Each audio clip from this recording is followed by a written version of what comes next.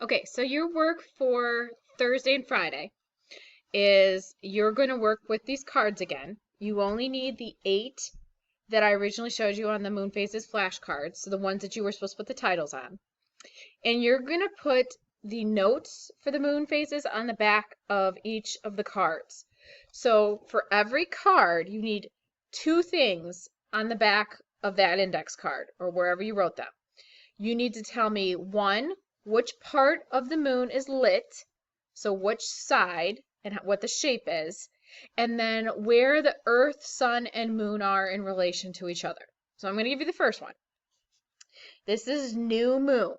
You would say for new moon that the lighted half is facing the sun, and so it's dark. The moon cannot be seen on Earth. So that explains the part that's lit. The lit part is facing the sun. It appears dark on the Earth side. Then you need to tell me that in this position, when we're in this phase, new moon, that the moon is between the Earth and the sun. That's its position. So those 2 things go along with every flashcard that had a name on it. The 8 that you were supposed to do earlier in the week. I think it was Monday. Okay, so moving on, waxing crescent.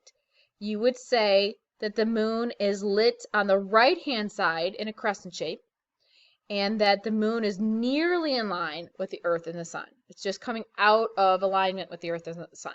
So there I've given you 2. And these are going to be your notes for the phases of the moon. So you have 8 flashcards on the back of each one. 2 things. 1, describe how the moon is lit. 2, describe the position of the Earth, the sun, and the moon in relation to each other for that phase. Okay? All right, I'm done.